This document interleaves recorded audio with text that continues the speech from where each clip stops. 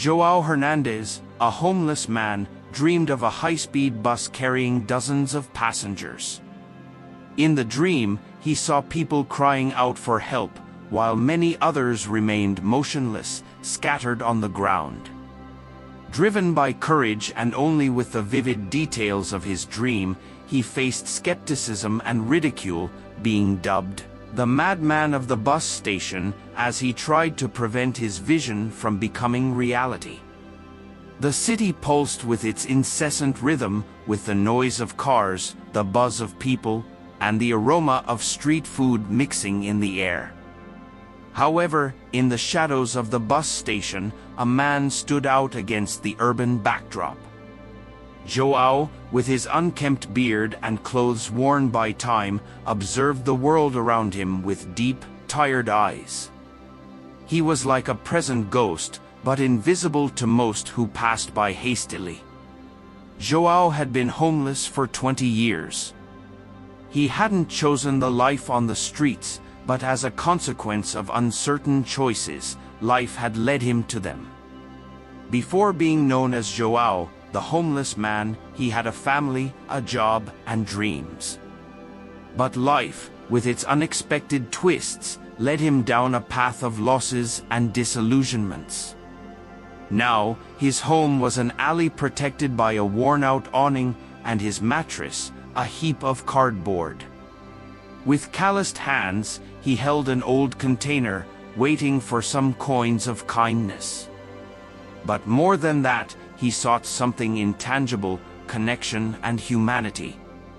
In his mind, fragmented memories of a distant past danced, reminding him of happier times, of a life that no longer seemed to be his.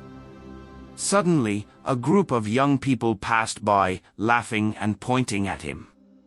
One of them, bolder, kicked the cup from his hands, scattering the few coins on the ground.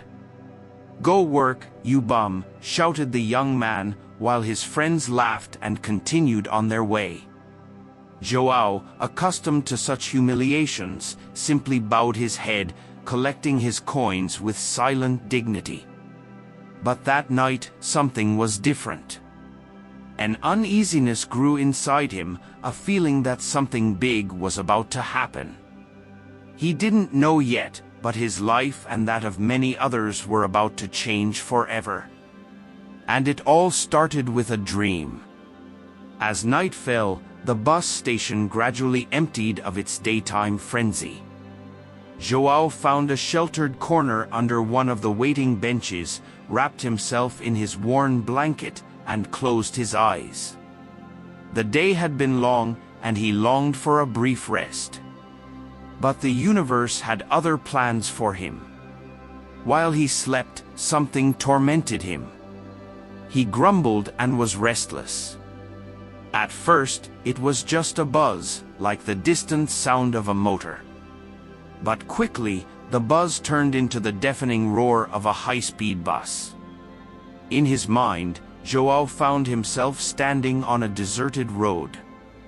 On the horizon, a bus approached, and its illuminated windows revealed frightened faces of passengers who seemed to sense imminent danger. The bus accelerated, and João could feel the ground vibrating under his feet. He tried to scream, to warn, but no sound came from his mouth. And then, in a moment of terrifying clarity, he saw the bus's license plate, FTR 9087. In a luminous strip in front of the glass, it was written in bright letters, Belo Horizonte, alternating between the destination and the departure time at 8:15. Everything was clear, as if it were engraved in his mind. The impact of the bus was frightening. The sound of twisted metal, shattering glass, and screams echoed in his ears. And then, as suddenly as it began, everything fell silent. João woke up panting, with the sound of a car horn on the street. His heart raced uncontrollably in his chest. The dream had been so real, so vivid, that he could smell the smoke and gasoline in his nostrils. He knew deep down that it wasn't just a dream, it was a warning. With determination and courage, he got up, tucked away his blanket, and headed towards the boarding platforms. He had to find that bus, he had to prevent the tragedy that was looming. It was already dawn, and consequently, he had little time. The sound of departure and arrival announcements echoed through the speakers, mingling with the conversations of travelers. João, with his heart pounding and the image of the license plate engraved in his mind, walked the corridors in search of the bus to Belo Horizonte. There it was, parked at platform 7, ready to board. The bus station clock read 8 o'clock, just 15 minutes before the time he had seen in his dream. Without hesitation, he ran towards the bus with his voice filled with despair and concern.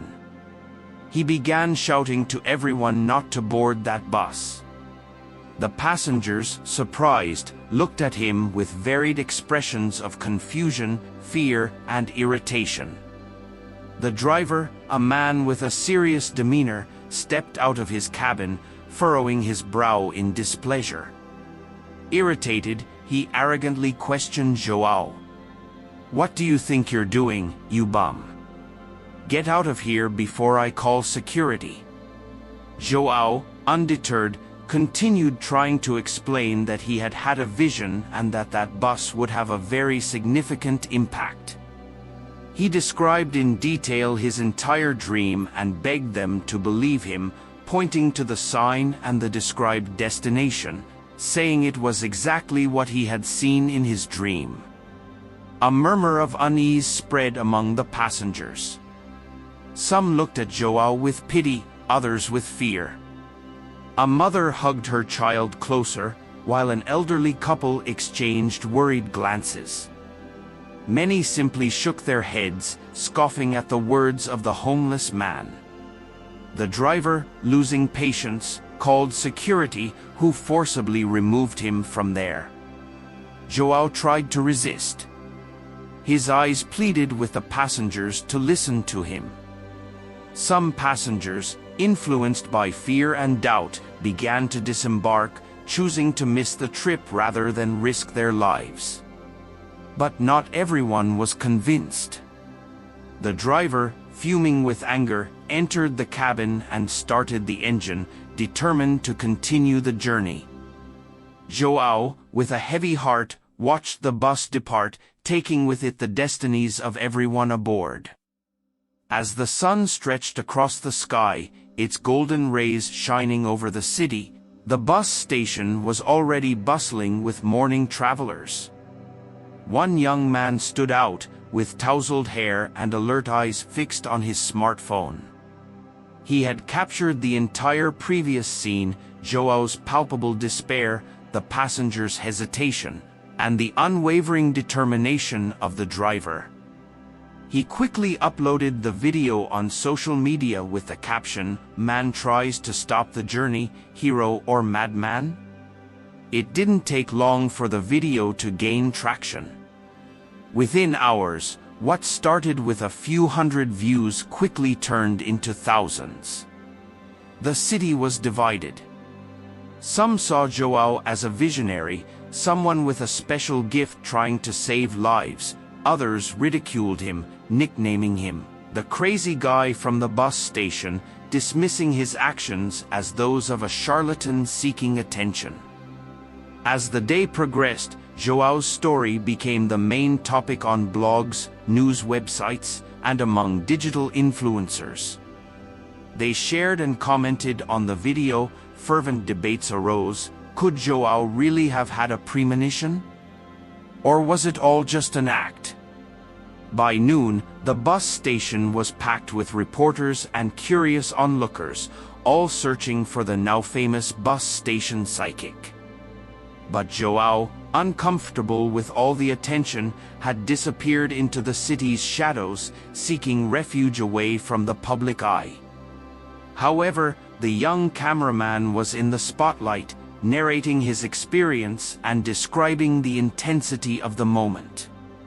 He talked about the urgency in Joao's voice, the driver's attitude, the charged atmosphere, and the passengers' divided reactions. The city was in an uproar, and Joao's premonition had become the center of attention. As the afternoon progressed, a growing atmosphere of tension enveloped the city. The Belo Horizonte bus station was particularly bustling. Reporters, with their cameras and microphones, strategically positioned themselves, waiting for the moment to interview the passengers of the bus that had become the center of attention. After all, that was the bus that Joao, the bus station psychic, had warned about. As the clock ticked on, the bus, which was supposed to arrive around 6 p.m., still showed no signs of its arrival. The first whispers of doubt began to emerge among the reporters and curious onlookers. Maybe the psychic was wrong, and the bus is just late because of traffic, some whispered. Others, more skeptical, openly laughed, preparing to discredit Joao and his premonition. On social media, mockery grew, with many posting memes and jokes about Joao, ridiculing his prediction. "Where's the disaster the bus station psychic predicted?" some jeered. The tension was palpable, and the bus station became a cauldron of conflicting emotions. However, as the hours passed and the bus still didn't show up, the atmosphere began to change. What was once mockery turned into concern. The reporters, who initially expected a light-hearted story, now anxiously looked at their phones, seeking updates. Then the news arrived. A local TV station interrupted its regular programming to broadcast aerial images of an incident on the road leading to Belo Horizonte. The bus, recognizable by the plate number FTR 9087, was overturned, surrounded by rescue teams. The reporter on site confirmed what everyone feared: it was the bus that Joao had warned about. A solemn silence fell over the bus station. The mocking and laughter from moments before seemed like a distant memory. The reality of Joao's premonition had unfortunately come true. As rescue teams worked to help the survivors, the city plunged into a state of shock and reflection. Joao, the homeless man ridiculed by many, had predicted a tragedy that now brought everyone together in mourning and disbelief. And the lingering question was, how did he know? The lights of the Belo Horizonte bus station shone brightly, reflecting the turmoil and commotion that dominated the area. The news had spread like wildfire, and a crowd had gathered, waiting for updates on the passengers and trying to understand the inexplicable. Inside the bus station, screens broadcasted live news. The images showed the rescue operation underway, with paramedics and firefighters tirelessly working to save lives. With each survivor rescued, there was a collective sigh of relief. He walked through the crowd, but with each confirmation of a lost life, a heavy silence descended. The reporter on site announced the numbers of the 25 passengers aboard. Only 11 had survived. Besides the survivors on board, 15 people had also been saved. They were those who had decided to disembark after Joao's warning. The magnitude of Joao's premonition became even more evident with these numbers. If it weren't for his intervention, the count of lost lives could have been much higher. As the city mourned and processed the gravity of the situation, a growing murmur began to spread through the bus station, with questions about Joao's whereabouts, the man who had predicted that misfortune. He had disappeared, becoming almost a ghost. Some said he had been seen in a nearby park, while others believed he had left the city, fearing reprisals.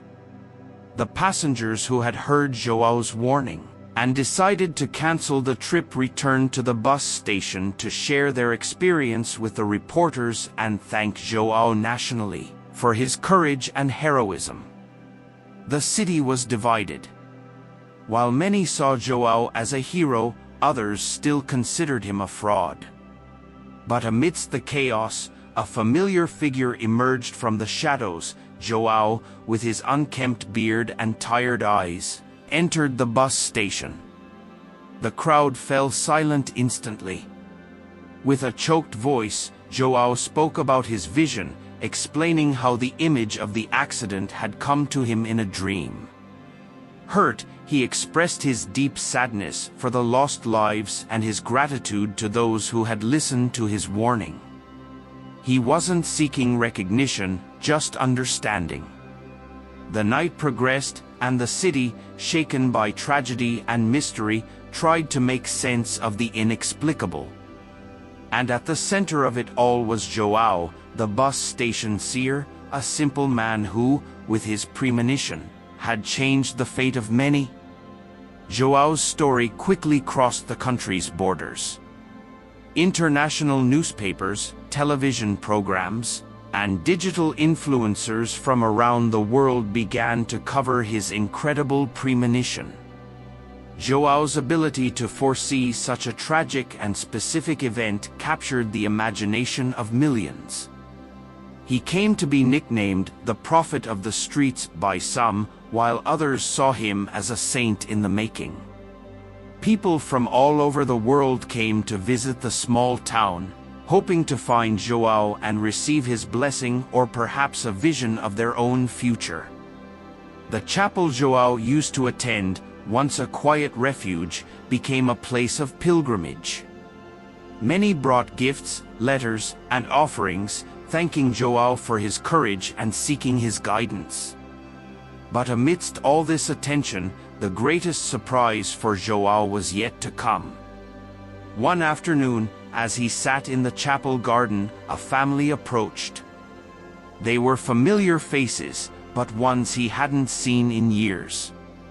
His eyes filled with tears as he recognized his younger sister, now an adult, accompanied by her own children. Joao's family, from which he had been separated due to unfortunate circumstances, had finally found him. The reunion was emotional. Tight hugs, tears, and laughter filled the air. Joao knew in that moment that his life was about to change forever. With the support of his family and the generosity of those touched by his story, he left the streets. A home was provided for him, and Joao began to rebuild his life, now surrounded by love and recognition. After Joao's story, tell me, if you were one of the passengers on that bus, would you have disembarked after the warning, or would you have continued the journey? Comment below your choice. Thank you for watching. Comment below what you thought of this story and from which city you are watching us. Leave your like and subscribe to our channel so that together we can build a huge community that shares inspiring stories. Until next time.